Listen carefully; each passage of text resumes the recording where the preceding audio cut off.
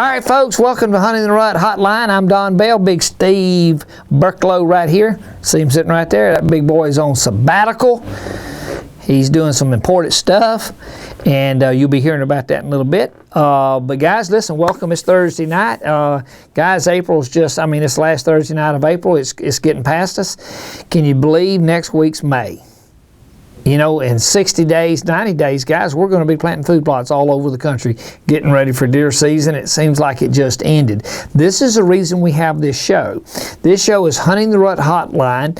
Folks, you have questions, we got answers, and we're talking about what a whitetail does every day of the year, every week, every month of the year, where you live, folks. That's what this show's all about. We got a full show tonight. Stay tuned. We'll be right back, and we'll kick this bad boy off.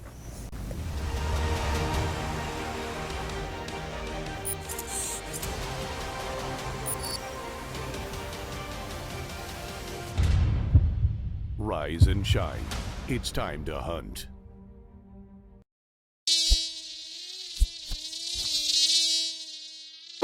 Repel and kill the bugs that bug you most with the all-natural 100% D3 BioShield.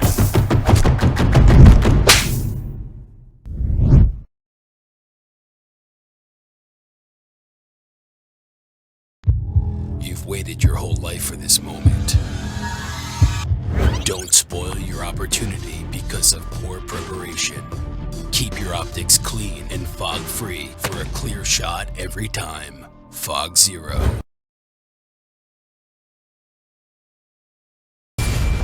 Introducing Scent Defense, a revolutionary 3-in-1 formula from Top Secret.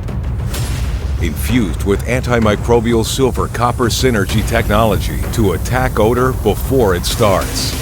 Fortified with NeuroX to attack and repel insects instantly. Scent Defense is specifically formulated to attract deer while simultaneously destroying odor. Scent Defense, the 3-in-1 formula for success.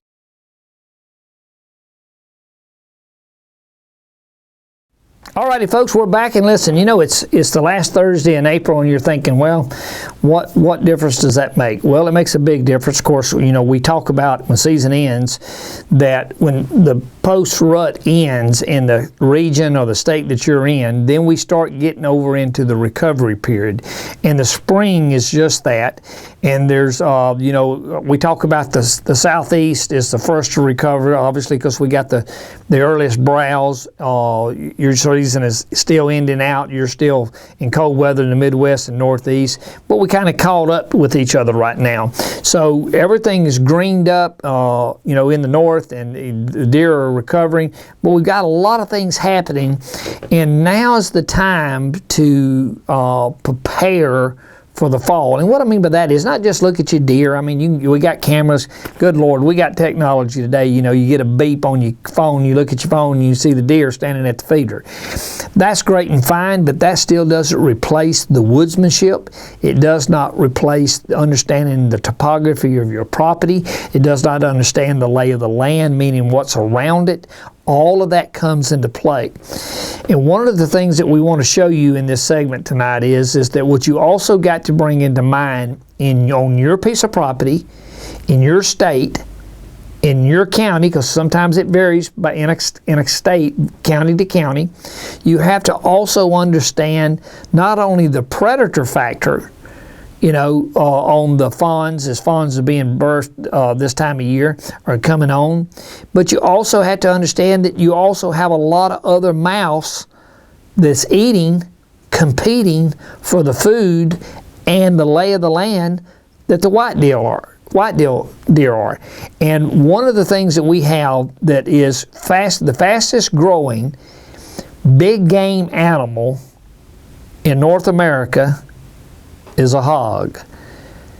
It is fastly growing to be the number one. I mean, it's not there yet, but it is fastly, percentage-wise, it is growing at such a prolific rate all over the country. And it's not just a big game to be able to hunt and shoot, but it's not that it's a predator, but it is absolutely competing and tearing property up all over the southeast, anywhere you find these hogs, but especially in the southeast. I want you to show a picture right here. If you look at this photograph right here, that's 19 hogs about 45 minutes from my house, and I live that's east of Selma, Alabama. I live about 35-40 miles south of Selma, and in Wilcox County, this is the edge of Dallas County. That's one afternoon in one field. Now think about what I just said. That's one afternoon in one field. If you look at the prolific rate of which a wild hog will breed, you cannot almost statistically stay ahead of them by killing them. You look at that, you think, man, you put a dent in it. That's not even putting a dent. This guy that has this property right here, he owns 3,000 or 4,000 acres. He's a farmer. And it's a full-time job every afternoon for them to go out and try to take these mouse off of the fields. Because unlike a deer, a deer, when I was a boy, we could grow up in South Alabama and, they planted corn and they planted soybeans, and what would happen is they'd plant them soybeans or the corn, and as soon as that corn popped up out of the ground, an inch, 2 inches, it's tender. And what would happen, we have so many deer that the deer would just graze through that field, and it would look like a lawnmower went out there or a bush hog went out there and just took all that stuff you could tell where the herd just fed. And so literally as a teenager, I grew up, you could take a permit and they would hire you to go out there and stay up at night and shoot deer. At least during the time to let that browse for that crop to get on up past wanting them to browse on it, because it wasn't as young and tender, but once it got up past that, they'd go back to the grass. And they would hire us to go out there or give us permits to go out there and shoot them, and it was absolutely crazy. And we never did stay ahead of them. We just gave the plant time to get up. Now then, you have the condition of the hog. And we all have predators that's affecting the game, and though whitetail overall is in a growth mode, you still have that pressure on your property and the damage that certain predators can do. So success in hunting the rut is not just understanding when the rut is, pre-peak and post, but it's getting ready to go to it. I had a camera guy, Joe Swolgonski. Joe, if you're watching the show, man, I hope you're doing good. Big Joe, we were up in Tioga County, New York, filming, and Joe was sitting above me, and he said, "Hey, Don," I was doing something and I was trying to fix something, and he said, "Don," he said, "you got to be prepared." And I said, "I am prepared. I'm working on what I'm doing." And he's up there and we're talking, and we're in a tree stand, he's filming. He said, "Don, you got to have the 6 P's. And he said, proper preparation prevents piss poor performance. And I won't ever forget that, and that's true. Well, proper preparation prevents piss poor performance this fall. The time to proper preparation is now. Know that piece of property. Try to take the mouse, to maintain the mouse that's on that piece of property, or if you don't limit that, then you also want to be able to increase the food source for the other. So you're not only just managing the quality of the herd, you're also managing the herd size that's on your piece of property. Some people are just about wanting to put a deer in the freezer. People are wanting racks. Various people grow up various ways doing various things. But all of them, the reaction to the deer is the same. Dead's dead. You got to be able to see him to shoot him. You cannot shoot what you can't see. So you need to know your piece of property. Number one thing, folks, we manufacture deer scent, the finest that's ever been in this industry and top secret. That's absolutely worthless to you if you're hunting a piece of property you don't know and there's no deer on it. So, having said that, it's very important to understand this is the recovery period. Understand what other animals that's on your property, what other predators that's on your property, and understand that though they're recovering and getting stronger, they're also fixing to fold. They're fixing to start having fawns. Well, the fawns then is going to start being taken out by predators. Predators, coyotes are just absolutely terrible about that. Of course, you're out west, you got mountain lions, you got other predators out there, but the number one predator to a fawn out there is, of course, a coyote. But of course, we live down here in the South, and more alligators are getting everywhere. There's a lot of deer. Not just fawn, but there's a lot of deer in the swamp areas of the South where alligators take out deer. You know, if you want to know if there's an alligator in a lake or a pond, all you got to do is paddle out there in the middle of it and drop a dog in the water. If he makes it to the shore, there ain't no alligators in there. But if there's a gator in there, he's going to get that dog before he gets to the shore, because that's what they do. So understand your piece of property, understand the pressure, understand who's around you putting pressure, and you'll be successful this year being able to hunt deer on your property, manage your deer, but more importantly, be able to hunt a given deer at a given time in a given spot on your piece of property based off of pressure. So guys, it's the last Thursday in April, and this is all relevant about what you're going to be doing this fall, sitting up in a tree October, November in the Midwest, in Minnesota, Wisconsin, New York, Pennsylvania, wherever you are, Indiana.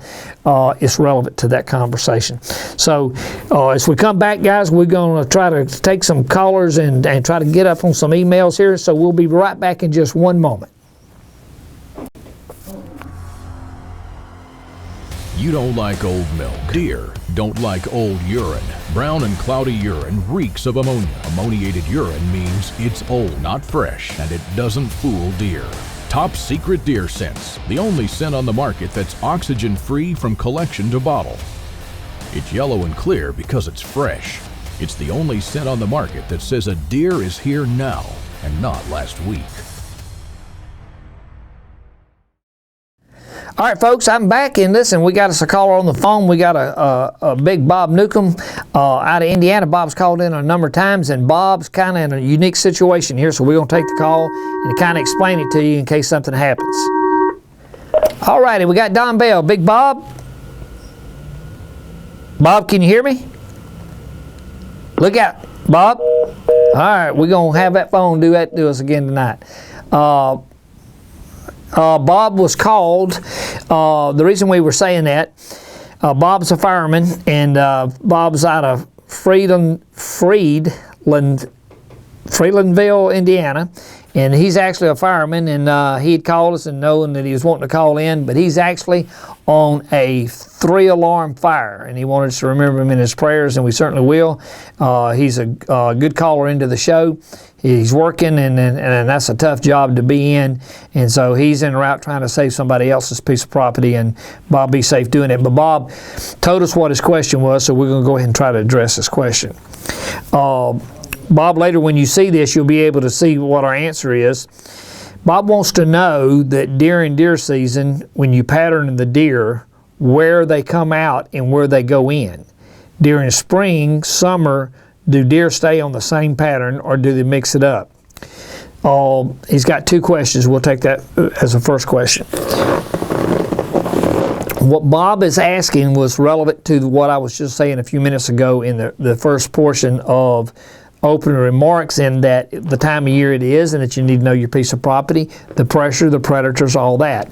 Now, as the spring comes, as you know, you almost kind of look at it, you know, a lot of us are used to watching Africa, you know, the zebra and the elephants, and you know, when the monsoons, rains come, you know, they follow the food source. They're on a migration. Deer do not migrate, but they do follow foliage. They follow food source and what's in, what's out, what's in. And then you got this time of year where in the course of a year, you have, in the spring, you have bucks growing antlers, you have bucks backer and bachelor groups, you have does that were bred and are fawning, having fawns. So you have predators about, because you got a lot of young stuff hitting the ground, a lot of weaklings, some that's sick, some that didn't make it, and so your predators are at their field day because it's spring. Now, it's not just for deer, it's also for other animals in the woods. So your predators, that's their heyday. So the pattern of a white-tailed deer may change depending on, it will change and will settle back down. Now they could still be in the same way, but it's during the spring you got a different kind of pressure, and the pressure is not so much from humans as it is from a predator standpoint, and that predator will follow those deer right on. But as those fawns get bigger, the less likely they're going to be able to catch them and stuff. So that the pressure kind of shifts off of that. It's always there, but it's just greater during this birthing period to be able, because every time one drops, they can tell it. It's like a hyena in Africa. They can smell it for miles and come, and so, or a lion. And so predators are just geared that way. It's the way the good Lord designed them, and that's why we get a balance. When you get the predator base, Bob, out of balance, then this time of year, that pressure could change on what they're doing. But as a general rule, it's they're fine. That will vary, and of course, Bob, I didn't say, I guess I did, Bob's in Indiana. It will vary from, certainly vary from Indiana to Alabama or Florida, where we have all kind of, you don't have the problem with a gator up there. You got a little fawn and a learning curve, and down here in the swamps, and he walks up there to that water, he ain't got much chance on a learning curve. If mama don't keep him away from that edge of that river or that lake, then he ain't gonna make it. His curve's quick because the gator's got him. So, but we've got predators down here that you don't have up there, Bob. But you do have the coyote problem. So the pattern will change some, but then as the pressure gets off of them, deer level out and go back to the same way. A white-tailed deer, and I know it always sounds crazy when I tell people this, because we're so used to deer being fleeting. Man, they jump, they run, it's just, boom, gone. But deer are lazy by nature, especially a buck. And they tend to do the same thing every time until pressure makes us do something else. Look, we do the same thing. We go to work the same way every day unless there's a wreck, and then we detour around the wreck. Other than that, as soon as the wreck's cleared, we're right back. That afternoon we come home, and they say the wreck's gone, we're going right back the way we normally come. If the wreck's still there, we're going to detour again. So pressure makes us react the same way, but as soon as the pressure leaves, we calm back down. But the learning curve on it to the fawns this time of year is very important, because this is the time that just a lot of them don't make it. And of course, if you got a bad winter kill, with you in the north, well, we don't have it in the south, that's what starts in affecting what you're going to have this fall. And then if you start looking 2-3 years out onto your bucks, 3-4 years out, the bucks that didn't make it here is going to show up in the herd, or not show up in the herd 3-4 years from now. It's just all good common sense stuff, and you just got to pay attention to it. Everything in life is cause and effect. There's nothing in life is not cause and effect. You do this, it's going to affect that. Now, you may not realize that it affects it, but you do this, it moves that, or some way it affects it. Same way with a whitetail. And that's the reason it's so important to understand his nature. That's the reason this show, we do it 52 weeks a year. And guys, we've been doing it 2 years. It's hard. I think June will be August, or whatever it is, will be 2 years. September will be 2 years. It's crazy how fast time goes away. This is all about understanding cause and effect. And if you understand why they're doing that, it's a great question from Bob as to what deer are doing today, whether or not they're going to keep doing that. And the answer is yes and no, based off of pressure. They're going to move and then calm back down and go again. So then the second half of his question is, he wants to know, what's your opinion on the new rifle season law passed in Indiana? Bob says he's against it. He ain't for it. And what's amazing to him, look, without getting political on a hunting show, it's time for America's men to stand up and say, shut the hell up and sit down. Is that too political? It's time for common sense, just a little bit. It's time for men in America, good men, to stand up and be men and say, shut up and sit down. It's time for men to lead morally, spiritually, and tell these young people, put them in a place. Now, the reason I say what I just said is that the Indiana law is no different. You got legislatures trying to regulate gun owners, in this case, under the disguise of hunting, it is still, when you regulate guns, you're regulating the Second Amendment. And folks, I can't be any prouder than the IRA and the commercials that they're putting out on a regular basis, not only talking to the terrorists around the world, but they're notifying the U.S. government. Dude, pay attention. This is a right that Americans have, and there is no infringement on it. There's not a variation of it. It's not a view of it. It is. That's what it is. It's a hammer. It's not a variation of a hammer. It's not a crowbar. It's not a wrench. It's a hammer. And so we need to understand. Quit calling it all this stuff. It's a hammer. And that means Second Amendment means just what it says. We have the right to bear arms and to protect. We say that to say, here's the law. With the wisdom of the legislature of Indiana, we'll get calls on this, they saw fit to establish a rifle season for Indiana deer hunters despite the pushback from state conservation authorities.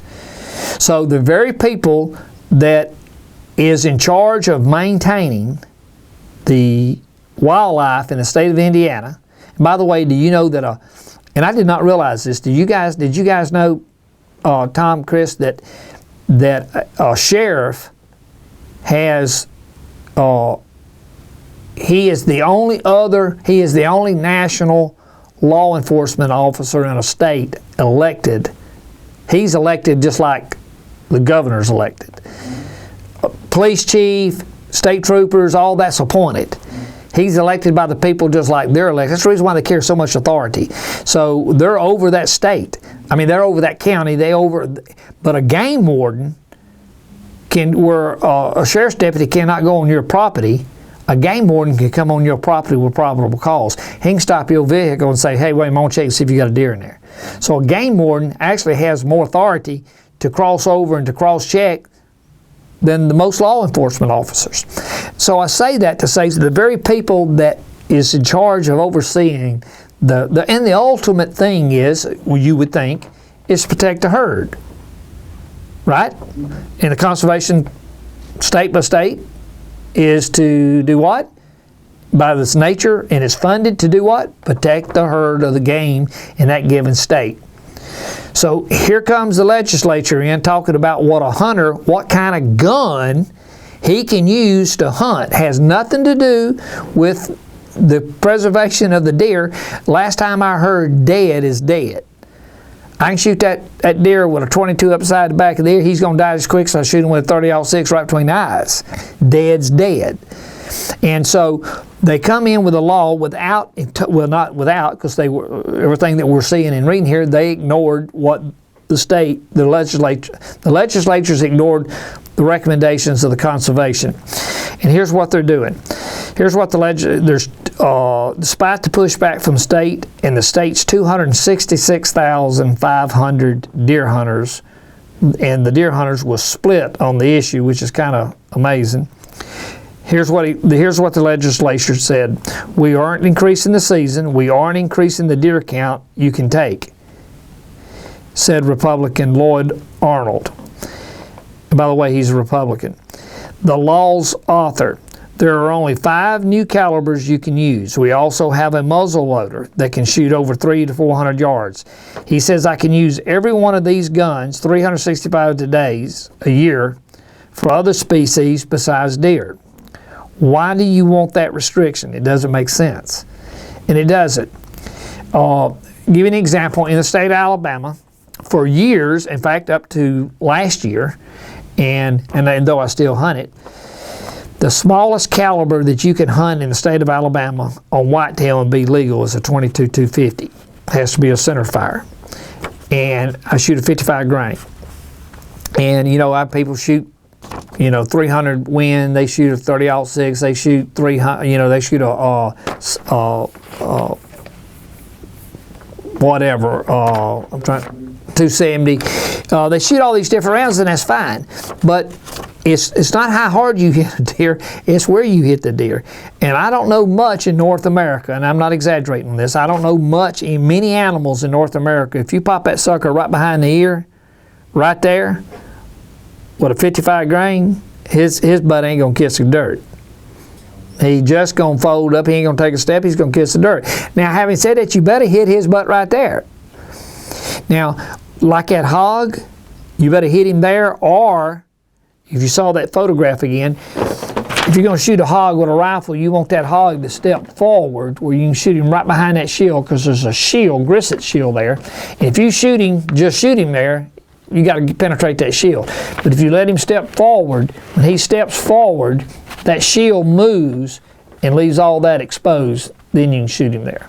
But not much lives when you shoot him right there. But having said that, the new law allows deer hunters hunting on private land with rifles chambered in a 243, and this year I went from a 22-250 to a 243. I ain't got to have a big gun to kill a deer.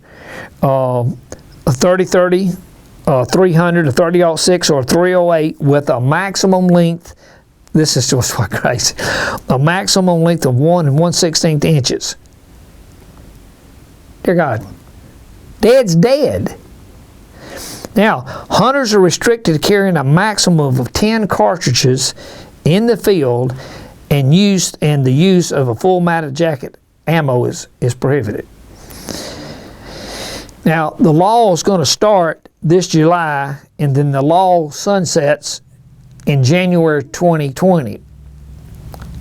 Now, what's the deal with sunsetting in 2020? Why not 2015? Why not next year? Why 2020? So unless they're trying to thin the herd, and then you would think they'd listen to the game and fish to understand what they're needing to do. No. This is just legislators that's just trying to legislate the Second Amendment, trying to tell them what you can and cannot do. And what's crazy about it is that, and here's the tell story of all that, you can only have 10 cartridges with you. I mean, what if you were going to go shoot afterwards and you just had to happen to have more? You put the box in your pocket. You went to the store, you was at Walmart and a sporting goods store, and you bought it and you put it in your pocket and you went hunting and you got out and you put something. Dude, no. They're scared you're going to use that gun. They're going to allow you to use. They're going to permit. They're going to allow you to use it this much. It's stupid. And so what people need to do is stand up and say, that's stupid. And that would be a no. That would be a hell no. We're not going to do it. And that's what, listen guys, that's what this election is all about. On both sides of the fence, America's fed up with this stupidity. And it's time to rein in this political class and say, you know what? You need to shut up and sit down. And they're not going to shut up and sit down until we shut them up and sit them down. And that's what the vote's for. So those of you that are sitting on the couch not voting, you can't open your mouth, can you? It's time to vote and bring common sense back to this. You don't go to a dentist for an accounting question. You don't go to a painter to get an attorney question, a legal question. You go to the field of expertise for that. And it's time for people to understand that there's certain things is no longer. America has compromised all the way through. And hunters, as you compromise, so compromises your herd in your property that you own or you're leasing and that you're doing. Pretty soon they'll tell you exactly how you can cook it and when you can cook it. Think about it. And it's time to say no. Just the answer is no. So I can see where this law is controversial. It's like all these laws. It's like where in the states that they tell you can't use deer scent, you can use synthetic. What's the dang difference? The people it's just crazy. It's political correctness going absolutely stupid, and it's time to reel that in. And before we get too much into this, because I get ill with that kind of junk, let's take guys. We go into a commercial. What we doing? We're gonna go to a commercial break. When we come back, get Don time to get off of his horse, and we'll climb on a pony when we get back. Appreciate it. From Don Bell, the founder of Code Blue, comes Top Secret Reserve Doe Esters, the finest doe esters ever collected. Top Secret oxygen-free collection process is a complete generation above Code Blue. Our patent-pending collection process means no ammonia and no ammonia smell. At a limited quantity of 12,000 bottles, only 0.1% of hunters will be lucky enough to add Top Secret to their arsenal. Visit TopSecretDeerScent.com today and join the 0.1% Club. Guys, listen, tap in to what's happening in the country. We got an election year, and, I'm not telling you how to vote, I'm telling you to vote. I'm not telling you who to vote for, I'm telling you to vote. I'm telling you to use common sense. There's people in this country walking around who you work with don't even know who's running for president. A lot of them don't even know who the president is, and God knows they don't know who the VP is. And America has lost its moral stance in the world, and it's time to stand. You got to stand for something. Your kids has got to know what you stand for. And the problem is a lot of kids today, the parents too busy doing other stuff, let alone for the kids to understand what mom or dad stands for. Get your head off the phone, get your head in what's going on with you, and talk to people and understand what's going on in the world. Make a difference for you. Now, telling them about making a difference, how you like that transition? You see this thing behind me up in that right-hand corner right there? Look at that. I'm going to point to it. See it right there? That's pretty neat, isn't it? Right there. That is, listen folks, it's open enrollment. Now you're thinking, I got plenty of time, not so much. You think, well, I got time to get it, I can get it later on in the year. Well, not so much. What you're doing is you're kind of rolling the dice. It's like, I think that deer will come back out, I may shoot him tomorrow. No, when's the time to shoot a big buck? That's right, when you see that sucker. I was talking to somebody today, they were doing something, and I am so bad on analogies, I admit it. And I was talking to this lady, and I said, well, it's sort of like a turkey. And when that turkey goes, doop, throws that head up, dude, you better pull that trigger and kill that sucker or he's leaving. There ain't no guesswork to it. You're making a decision then, you're close enough to kill him, you're going to kill him or you're not going to kill him, he's gone. When he goes, throws that head up and the turkey, that's what I'm talking about, doop, that sucker's gone. Well, look at here. That turkey is up there thumping, and you better pay attention to what we're talking about because it's that time of year. It is open enrollment. Guys, it's limited bottles. We preach it every year. It's 12,000, 1/10 of 1%. Hey, folks, there's 14 million deer hunters, so it's actually a little less than 1/10 of 1%. Here's the time you can get it. You can do two ways. You can get on hit the website, hit the link below me there. We got a new format. You can see it on the screen there, but we got a new format. Ustream was gracious enough to change our whole format and turn our world upside down. So you're going to have to get used to the format, but you can just go below the screen there and see the Buy Now button or the 1/10 of 1% club. You click on it. It's going to take you to the page here, and you got two options. You can buy it tonight, buy now, pay now. I want my bottle, by gosh, and listen, folks, it's a cool $100 bill. Not cheap. You want the best, it's the best. It's 26 ounces. And it is, you can't say it don't work. We literally pull the buck off the doe. Single doe literally pulled the buck off the doe. And if you notice, you can also get buck. That's the bucks that we pulled off those does. But you can join the club by one or two ways. You can buy one, as long as you buy a bottle, you're joining the club. You cannot, you cannot pay to be in the club. In other words, the only way you can be in a club is to secure a bottle. Once you secure that bottle, no one can ever take that bottle away from you unless you give that bottle up. During open enrollment is the time that you keep your bottle. All the club members, they know this. You give that bottle up after a certain date, that bottle comes back on the market. It's like season tickets to the University of Alabama. Dude, you want to watch 50-yard line? Nobody can take it away from you. Buy season tickets every year. You miss your season tickets, you watch Alabama win national championship this coming year on TV. Not the 50-yard line. So just like scalping tickets, I guess I can tell them that. It's you want to make a little money, get you two bottles. You have to imagine what an Alabama ticket would be on the 50-yard line during the national championship this year. What it was going for at the stadium. How much? A lot. Thousands of dollars, if you could even get it. But somebody had enough foresight to know Alabama's going to win again, and they bought it. So what you do, you know it's good, buy two. And then you sell that bottle in season next year, make a little money, pay for your bottle, make a little money. Put a little, buy, mom, be happy. Because when you tell her you broke out that $100 bill to break out that and buy that bottle of deer, and she's going to think you look crazy unless she hunts, and then she's going to thank you for it, and you know what I'm talking about. Second chance, you buy once tonight, or you can buy it on a 4-pay. You can buy it tonight, and look, we're going to knock you in the head for a cool $25 a month. Got any word about it? Slip it in there every month, 4 months. It's going to pay for it. And you say, hey, Don, send that to me this coming fall. Pick the date and we'll ship it to you. For that matter, you can buy tonight and pay for it, and we'll still ship it to you this fall by just picking a date. You'll see what I'm talking about on there. Hey, folks, open enrollment. Snooze, you lose. Don't lose. Get you some tonight. Secure it, or you're going to be watching the national championship on TV rather than a tree stand being productive. Okay. We're going to try to catch up with a couple little things here. We're going to do a couple questions and answers here. Milton Hall from Caldwell, Texas. Texas is its own little world down here in the whitetail world. They got right at 1 million hunters, and God knows they got more deer. And why would that be? Because they got a country down there that's as big as most other states combined. So, but anyway, Milton wants to know on Fog Zero, can this product be used on non-glass lenses like plastic? No problem with my scope, but my glass is constantly fogging. The answer is yes, you can. Fog Zero is an amazing little product. I was trying to see if I had one right here, and as luck would have it, I do not. The Fog Zero, yeah, Tom 6 and hand me one.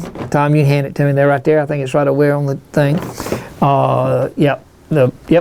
Thanks, sir. What we got right here is Fog Zero. Now, guys, the orange is for, you can use it on your eyeglasses, you can use it on any kind of optic, rangefinder scopes, binoculars, game cameras, anything like that you can use it on. And it's a pretty neat product. It's straightforward, it's simple. Look, this allows this not to fog. This allows you to see what you're looking at. You can't shoot what you can't see. Dude, you throw that rifle up and that scope's fogged, and hey, tell the truth, ain't one of you out there ain't had that happen, or you never hunted. Because you bring that rifle up and you're sitting there and that's a big old boy out there and you get to breathing hard, your breath will fog it. What happens with Fog Zero, you got 200 usages in this little pen. Now watch this bad boy, $12.95, see that?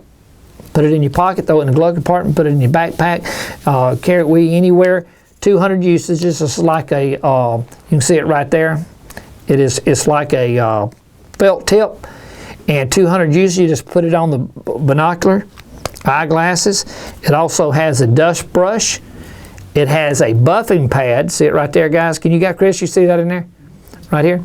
Then it also has a cloth in the back of it right there.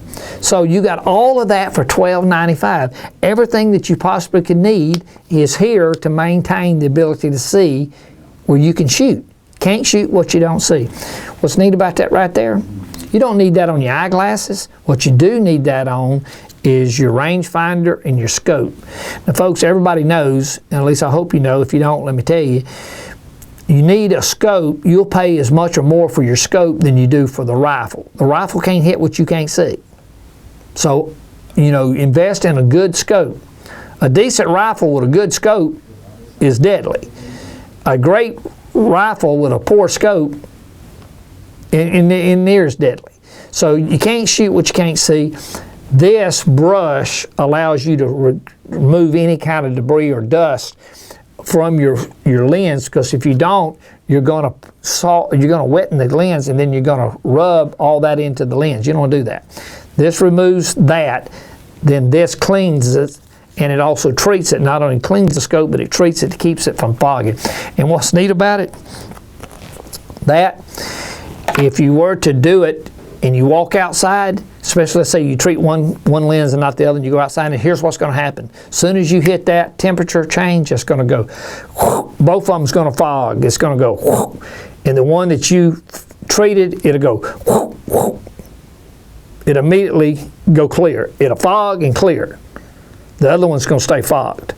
So the key to it, it's a simple process, but folks, it's an important one. Keep in mind, you can't shoot what you can't see. All the deer in the world on the property, if you can't get him close to you, then you can't shoot him. That's the reason deer scent's important. If he's walking past you and you can't see him, grunting puts him downwind where the scent can make him come to you. If he comes to you and you're trying to shoot him and your glasses are fogged or your scope's fogged, You'll make a poor shot or no shot at all. $12.95. Put it in your backpack. 200 usages, folks. Don't go in the woods without that. Hey, don't go to work without it. Cheap. Put one in the truck, one in your pocket. Just keep it everywhere. You like me, man. You constantly. Hey, all them places you got them little packs of tobacco. Chris. Chris ran. Did you go to the store or your car outside to get that? Car. Yeah. Wait a minute. And we fixing to go in there, and he's running out there to get. Have it handy. Can't shoot what you can't see. So, Milton, the long answer for a short question. Simple product for a simple problem, but you got to use it. Don't make things overcomplicated. You know, I tell people all the time. People talk about how elusive a white-tailed deer is. A white-tailed deer is elusive. 3 defenses: ears, eyes, nose. Ears, eyes, nose. Pressure, topography. That's the other 2 factors. And so, understand that, and you can hunt a deer anywhere in North America. The key to it is understanding the animal and the land. And that's what this show's about during the course of 52 weeks a year. Big Joe McGee in Tropic, Utah. Come from you everywhere, don't they? All right, Big Joe wants to know, what effect does the mountain lion population have on the deer population? Yeah, they have a factor. They're the top predator out there, and of course they're going to have an effect on it. How much obviously depends on the ratio of the deer. Has to do with the ratio on the mountain lion, pressure on both, what other predators are doing to that. You know, of course, you know, in Utah you've got a mountain lion season. Now I tell you about that. Of course, we're in South Alabama. Well, we got wildcat, bobcat, and stuff. We don't have mountain lion, but I was coming back from doing a show out west, and old boy told me, he said, "Look, Nadon," he said, "you want to kill you a big cat?" I said, "Well, sure. Who wouldn't want to kill a big old mountain lion?" He said, "Well, here's what you do." He said, "I can guarantee you I can kill you one. I can get you one." I said, "Really?" He's an outfitter. And he said, I said, "What's your success ratio?" He said, 100%. I said, "How in the world can you do that?" He said, "You just got to do one thing." I said, "What's that?" He said, "When I call you during season, no matter what you're doing or where you are, you get on a plane and you come to me." I thought, what? What they, and the reason I didn't go is because I don't agree with this. But here's the method. You put a pack of dogs on a mountain lion. Of course, you put a dog like a coon, you put a dog on a coon, or what's that coon going to do? He's going to go to a tree. He's going to run as long as he can. And the moment he gets tired or can't get any further, he's going to go to security. What's he going to do? He's going to climb a tree. It's called treeing. They put that pack of hounds on that cat and they tree it. If it's a good cat, they're going to call you. Hey, get on a plane. Now, you may be 12 hours, 14 hours, overnight getting there just because of flights. They're going to have somebody at the airport and pick you up. But what they don't tell you is they keep a fresh pack of dogs on that line in that tree. That line ain't coming down that tree. He got better sense coming down that tree. He don't know you're on a plane coming. And not so much. But, I mean, not much of a fair chase in that to me. So, but to answer your question, yes, they do. He also, Joe wants to know, what effect does a mountain lion have during the rut? Not so much, because you know, in the rut, a buck or any kind of deer or any kind of animal is, you know, he's at his height. He's ill. He's irritable, and he's going to fight back. He's way less tolerable to run and more likely to stand and fight. And most mountain lions, or most top predators, don't want to fight. They want to take the weakling, the young, and the old is what they go for, the sickly. They're not trying to go after the full strong one because they don't want to expend that race.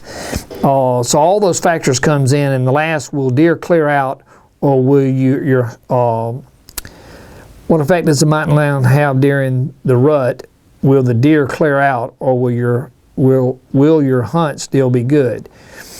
I guess what Joe's asking, if a mountain lion is coming through, your deer in your area are aware of predators. A turkey, a whitetail, all of that comes in play. They pay attention. They hear them howling. They understand all those things. But then let me tell you two quick stories. One is in a coyote is they will hunt in packs, and a coyote will. And I seen this happen. I was bow hunting in South Alabama, in Monroe County, just a county south of me. And young man, I mean late teenager, and I was on a plot, and I don't know if I ever told this story, but there was a gully that came down through the, down south we got red dirt, and you could see that red vein coming out of the woods and going through that green field, and what it does, it started thick, heavy over here, and as it went out into the food plot, and it was maybe a half acre, maybe an acre food plot, field, and it played out narrow. This played out to the top of the ground out here. Well, I caught movement out of my left eye. Now I'm bow hunting, and this drainage that ditch came through was way out of my range. But I caught something out of my eye, and I looked, and I could see a doe coming. And then I saw a flicker of a little tail. And of course, I knew it was a yearling. And the doe and the yearling, and the doe, of course, the little yearling, he was just, being a yearling. And the doe eased up to the plot, and she's looking, and you could tell she's wanting to come out in that plot. So, but you could tell she was hesitant, and finally she decided to come down into the drainage ditch, and I saw her walk in, and I could see her ears, and then I couldn't see her, then I could see her ears, and I couldn't see her, and I could tell. Then I started seeing her head, because she was coming out in that narrow part. Well, about halfway through, I caught something out of my eye. I looked back, and there was two coyotes coming up behind, trailing that doe and that yearling. Now I got a doe and yearling in the field, down in the ditch, oblivious to what's behind them. The two coyotes is behind them, and they come up to the field, and they squat down, kind of, hunker down, and they're looking at the doe. And they sit there just a second.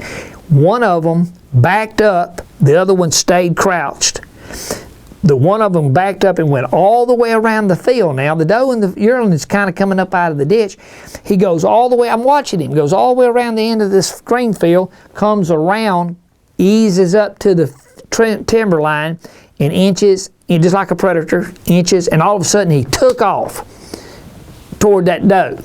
Now, what's the doe going to do? Common sense says, what's the doe? The doe's going to turn around and go right back the way she came, right back up that ditch, because it was safe up to that point. Guess what was waiting on her on the other end? The second one had crouched down. They knew that if the other one went around and he let that doe go past him, and when that yearling come by, he rolled that yearling. They're going to take the youngest out. They're going to take the weakest out. It's the survival of the fittest, and that's true in humanity. If we're back to men, America needs men. It's time to tell the rest of them shut up and sit down. And that's just exactly what those two coyotes did. They took out that young deer.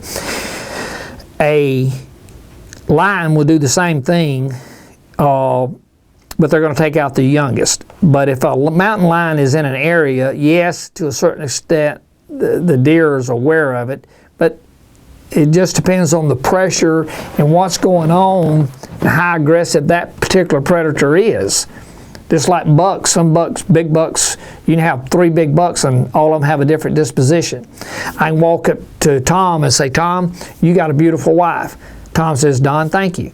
I walk up to Chris and say, Chris, you got a beautiful wife. He wants to take my dang head off. He said, I'm not even married. It's an analogy. So the difference is both men, both same size, is just one's more jealous than the other one. That's human nature. Well, it's animal nature. So some predators are more aggressive than other predators. And so the animals in the area know that. That's the reason you see sometimes in Africa, you'll see a lion walking out through there, and they all stand around looking at him. They can tell by the body posture that lion he don't want to fool with them. And they let him go on. But there's the top of the predator walking right there. But they can tell by his stance whether or not he's focused. And so that's what we need to understand is the top of the food chain is hunting whitetail. A whitetail doesn't live in a vacuum. They live on your piece of property with other predators, other mouse eating food that they need to eat, and is, competing against that fawn this time of year. So it's that time of year. Help prepare. Proper preparation prevents piss poor performance.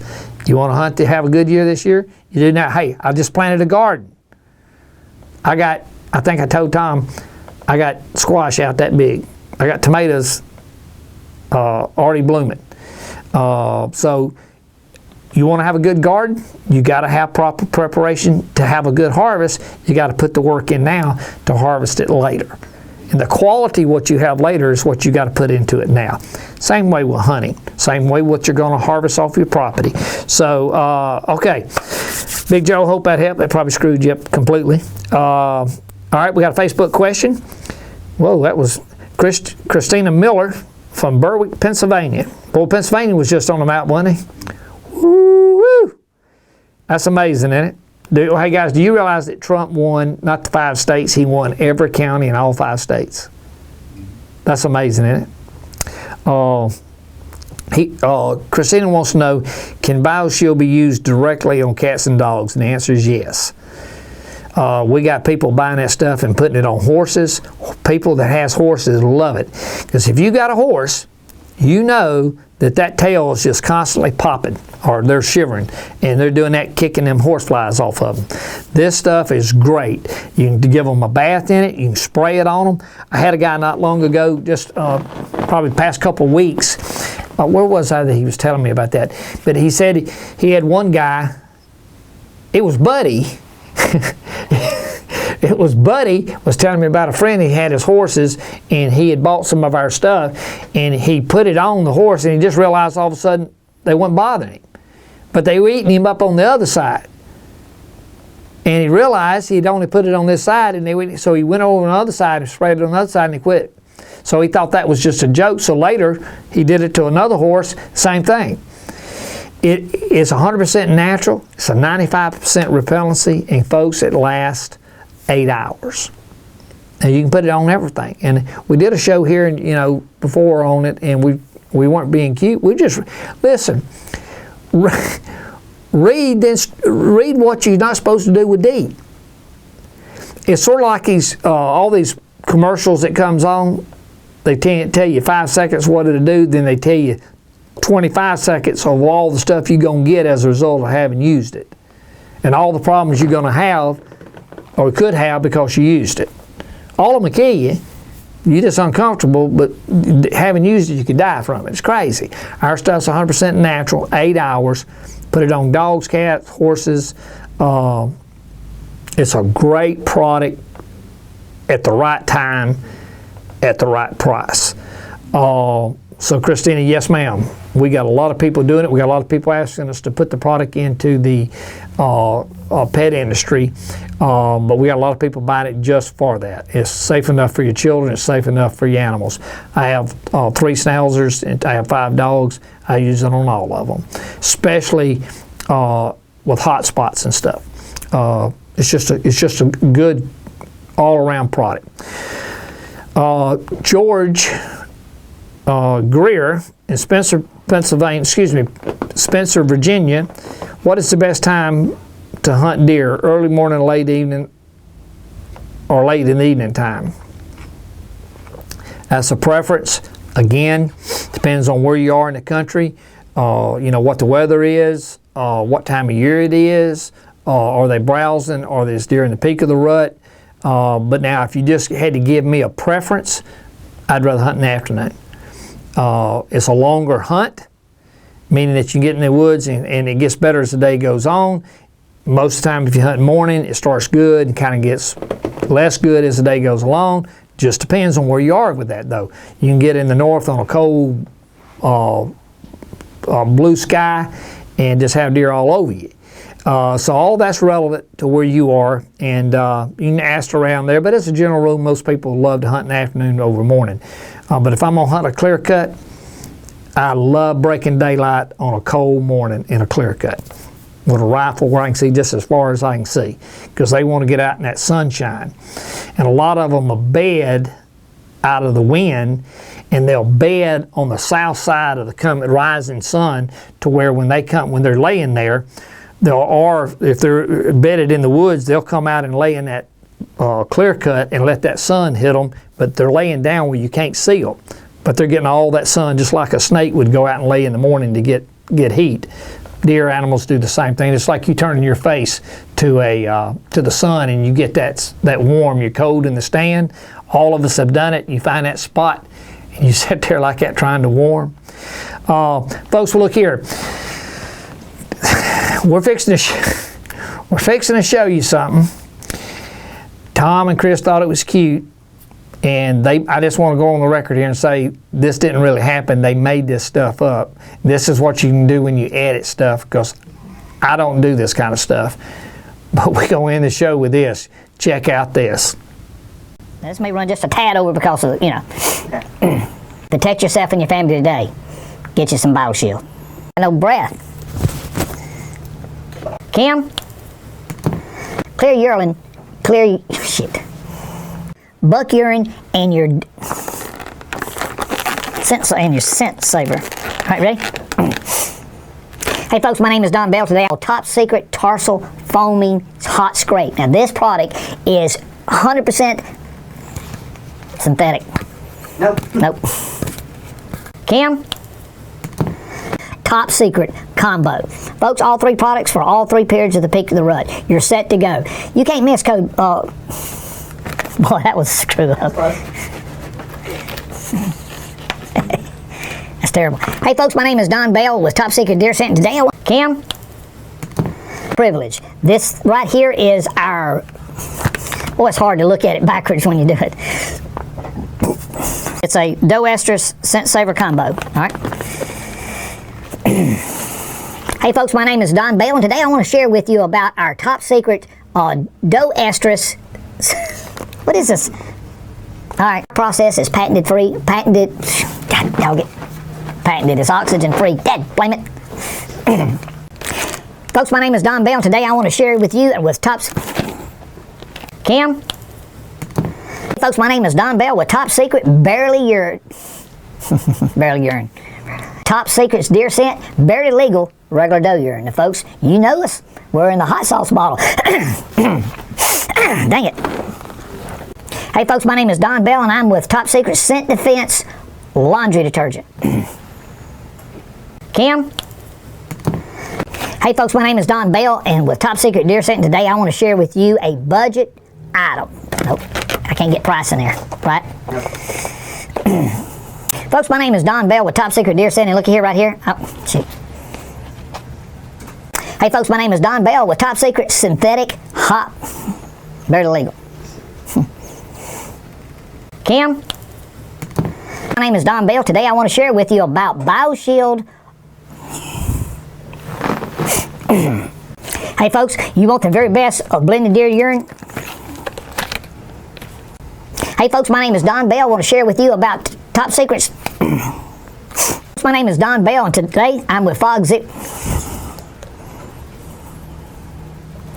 Folks, my name is Don Bell, and I'm with Scent Defense 3-in-1. All hunters know to be able to take a bath, body wash and shampoo, to take a bath to keep the deer from smelling you. Well, guys, shit. Kim? What, Don? Why does he keep calling me? It has a reservoir. You can put it on sort of like a, let's start over. Look what all it does. You have the solar system. It comes and it, I don't know how many hours I got in the sucker. You want to use buck urine every day of the year as you hunt. From the peak rut, shit, shoot, damn it. Okay. All right, let's go. Hey folks, my name is Don Bell. Kim? Hey folks, my name is Don Bell, and I'm with, to use anytime, anywhere, 98% repellents. Shit. I'm correcting myself off on, actually our report says 95, not 98. Okay. All right. Get you some for success. Double up on success. Now, this may run just a tad over because of it. Folks, that's just wrong. That's just wrong. For the record, that was edited, because you could tell that wasn't my voice. All right, folks, we'll see you next Thursday night. Hey, tell everybody about the show every Thursday night, folks. Hunting the Rut with Hunting the Rut. There's a blooper. Hunting the Rut Hotline with Don Bell and Steve Burklow. Big Steve will be back. He's on sabbatical. We'll see you next Thursday night.